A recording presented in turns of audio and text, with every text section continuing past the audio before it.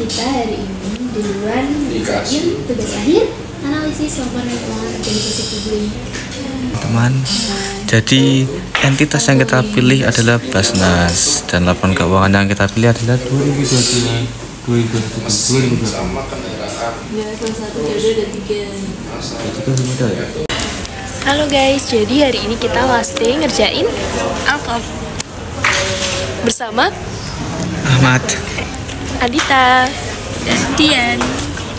Nah, sekarang kita ngerjain untuk analisisnya. Nah, untuk progresnya kita udah 90% hampir selesai. Betul Ahmad? betul. Tinggal kesimpulan, betul. Bye-bye.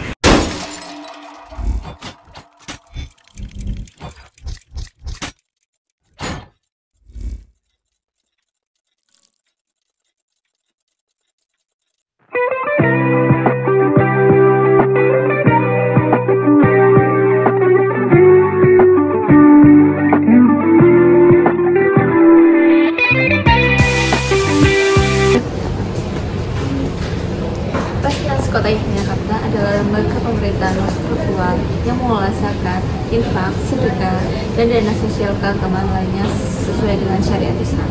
Dengan visi menjadi pengelola zakat terbaik, Basnas tidak hanya mengumpulkan, tapi juga mendistribusikan dana secara optimal untuk meningkatkan kesejahteraan masyarakat dan memberdayakan umat di Kota Yogyakarta.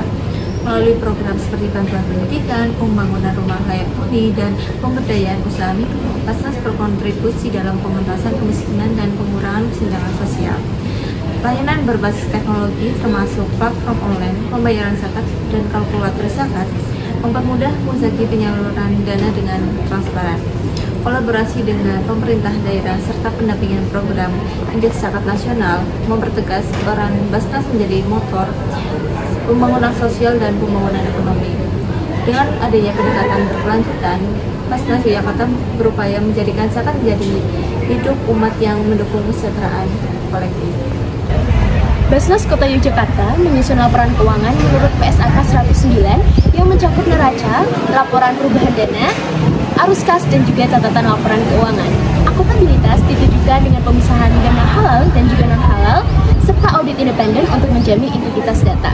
Laporan keuangan tidak hanya memenuhi kewajiban administratif, tetapi juga menjadi wujud pertanggungjawaban kepada masyarakat yang didukung oleh aplikasi Singa untuk efisiensi laporan. Selain itu, informasi keuangan meliputi data program sosial, penyaluran zakat, dan juga pemberdayaan masyarakat yang dipublikasikan melalui laporan tahunan, media sosial, dan juga situs resmi. Transparansi ini mencerminkan komitmen Basnas terhadap komunikasi publik yang baik, berbagai saluran yang disediakan untuk muzaki guna memberikan masukan, memperkuat kepercayaan masyarakat terhadap pengelolaan zakat.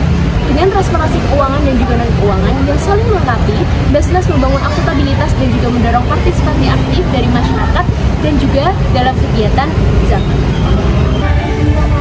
Ya, untuk rasio aktivitas pada laporan keuangan Basnas Kota Yogyakarta menunjukkan bahwa Basnas Kota Yogyakarta itu memiliki efektivitas dalam pengelolaan zakatnya, mulai dari penghimpunan zakat, kemudian penyaluran zakat, penghimpunan dana infak, penyaluran dana infak, bahkan hingga perputaran zakat per tahun itu juga sangat efektif, yaitu dilakukan setiap 180 hari, yang artinya itu setahun 2 kali itu ada perputaran zakat dan infak.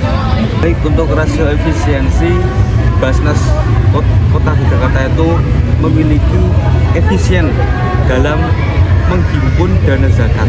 Jadi dana yang dikeluarkan oleh Basnas untuk menghimpun dana zakat itu lebih kecil dibandingkan dengan pengumpulan dana zakat atau infak yang diterima, sehingga itu bisa disebut sebagai efisien dalam dalam pengumpulan dana zakat. Seperti dalam seni ekonomi, bahwa prinsip ekonomi adalah mengeluarkan biaya sekecil-kecilnya untuk mendapatkan hasil yang sebesar-besarnya, sehingga itu disebut sebagai efisien. Dan Basnas Kota Yogyakarta itu telah melakukan hal yang efisien tersebut. Akan tetapi untuk total hak amil, maksudnya itu rasio biaya operasional dibandingkan dengan total hak amil itu masih tidak efisien. Karena apa? Hak amil itu jauh lebih sedikit dibandingkan dengan operasionalnya gitu.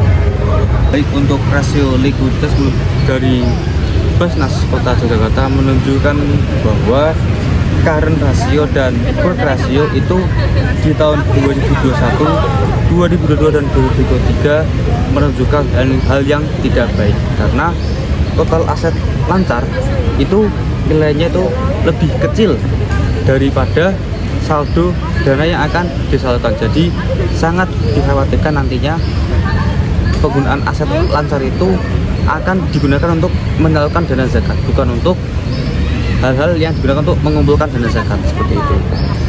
Baik, yang terakhir adalah rasio pertumbuhan, yaitu di rasio di mana kita menghimpun zakat, infak, sedekah itu dari tahun ke tahun. Jadi kita lihat bagaimana pertumbuhannya. Jadi untuk penghimpunan zakat, infak itu dari tahun 2021 hingga 2023 itu ada yang turun dan ada yang naik. Jadi contohnya itu di tahun 2021 zakat itu justru turun sebesar 1,57%, tapi tahun 2022 itu justru naik 58%.